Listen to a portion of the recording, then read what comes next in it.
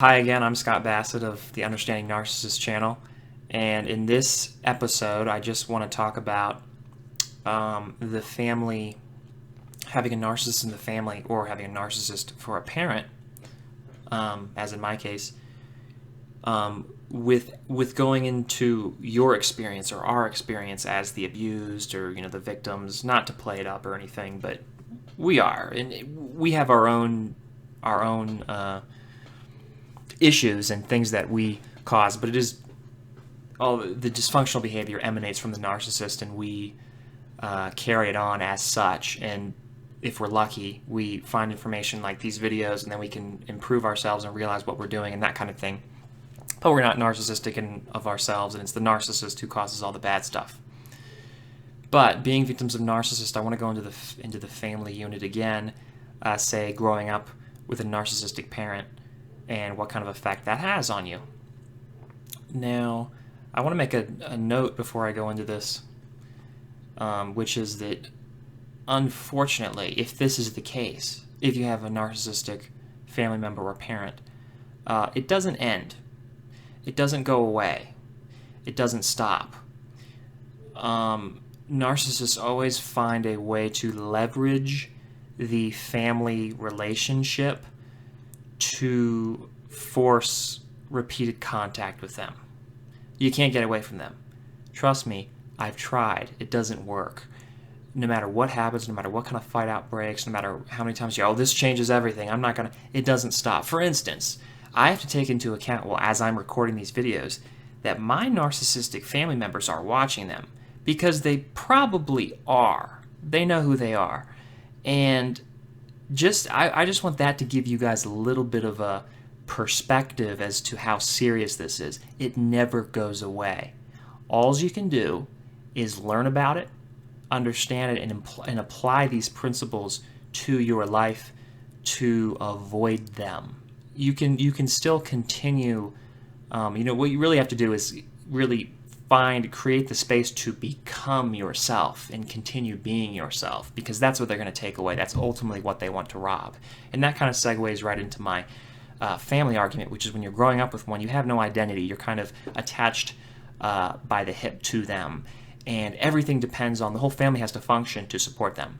Every whim, every need, every fear. As soon as that illusion, as soon as that whole facade begins to crumble, because it will, because it's not a stable, sustainable structure, you have to account for it. You have to fix it. So you're kind of the adhesive, whether you're a spouse or a child in the family. You're kind of the adhesive and the glue that has to mold and be malleable and fixed to support that whole thing. Because otherwise, everything goes to heck. The family doesn't work. There's the emotional abuse is one thing, but if narcissists lose their illusion, they become physically abusive. They become physically dangerous. And in cases, I'm not going to lie, they can kill you. It's a possibility. You should keep that in mind, especially when things get escalated. They will kill you. They don't have a problem with that. So I want to kind of go along. Well, I guess we jumped right into it, so I don't need to go anywhere else with that. So when you're in that kind of situation, there are several stages of realization that you need to understand as you become enlightened, as you start to learn about it. Study things like these videos and other good books out there and things like that. There are not that many resources, but there are enough. And with that, I'll throw in the 3 stages of realization too. So the first step is something happens, escalates, and you realize something is wrong. And you're not sure what it is. In your gut, it's always an instinctual battle, because intellectually they manipulate you, but emotionally and instinctually you know that they're bad. Intellectually you think, well, they did this and they support me financially, and they did this nice thing for my birthday and the July 4th, and you remember those things because you're an enabler and you're always trying to rationalize and support them and be good, make sure nobody fights. That's why you're with them. That's why you're around them, or that's the way you are if you were raised by them. And what happens is that becomes a cycle, and you kind of get into their abusive cycle where something bad happens and you're trying to justify it. So there's always a battle between how you feel in the instinct, of everything, and what you're actually thinking, the intellectual side to justify it.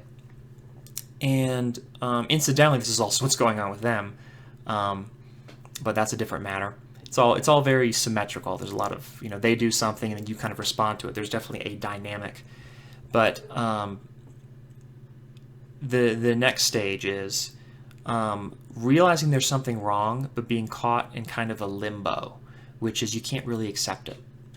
Because narcissists operate on that margin of belief, and they kind of take you there as well, where you're always wavering. There's always those polar opposites in the black and white, and it constantly goes back and forth, and you go over here, and then you go back over here, and it all depends. And then, and once they're feeling better again, it kind of settles to equilibrium, and things become stable for a short while before it starts up again, and the illusion is threatened for whatever reason.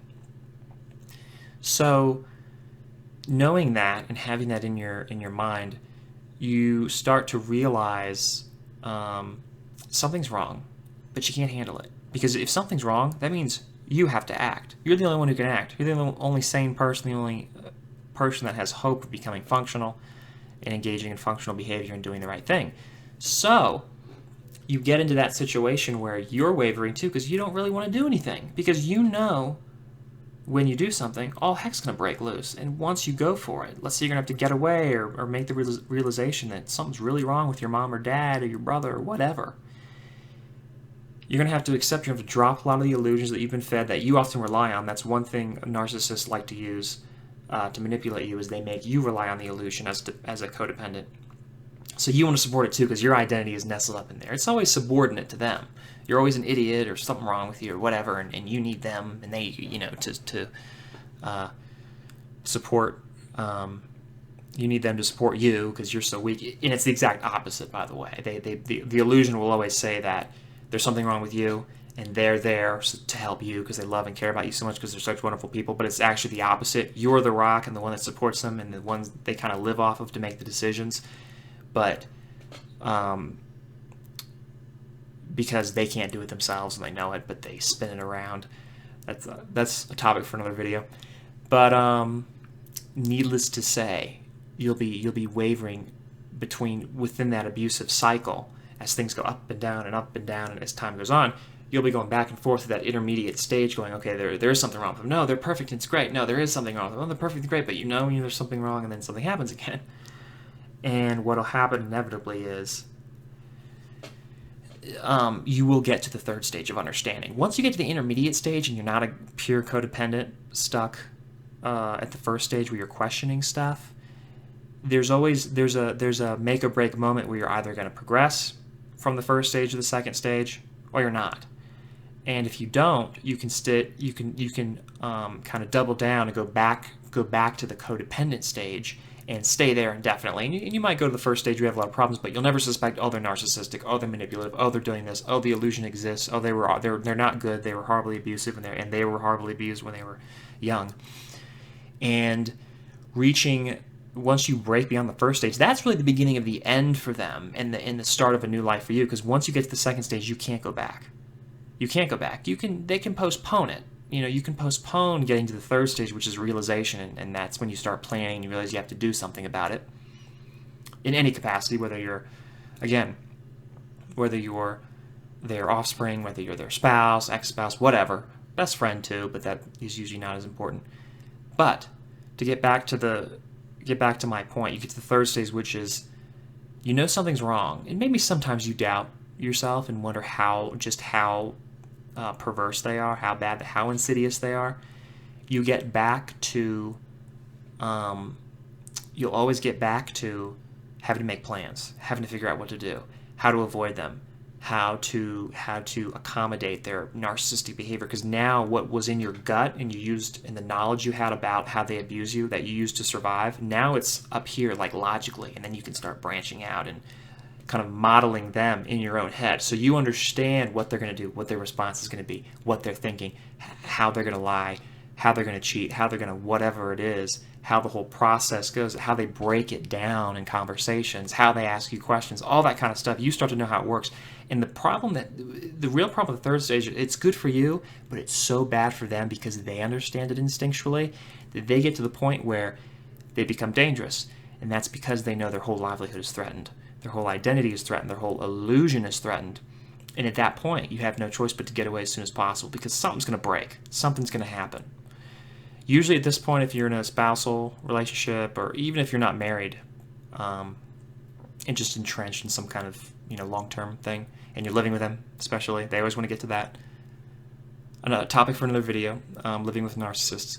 But once you get to that third stage, they want so desperately you to remain that's when they start pulling out the big guns, which is financial stuff, threatening taking money away, threatening taking the kids away, whatever it is, usually financial, emotional, one of those things. Those are the big guns, those are the big things. And once they start doing that, that's where it's getting really bad because they can become so dangerous because things are really threatened. They only do that. They only pull out the big guns if it gets, all heck breaks loose. They want to keep that in their pocket. They want to have those things that you're afraid of them taking away. They don't even want to have to mention them. They want them just to be in your head and constantly kind of in the undercurrent, where they're threatening you with them in an indirect way without saying it openly. But that you don't know what they're going to do next kind of thing. But once they use that stuff, then you know what they're doing. Then you can read them. They don't want to be read. That's their biggest fear. They got to be unpredictable. And so once you get to that stage, that's where it gets dangerous because everything starts to fall apart and you have to get away from them. I think it's probably a good place to wrap up the video because I've gone on long enough. But needless to say, those are the 3 stages.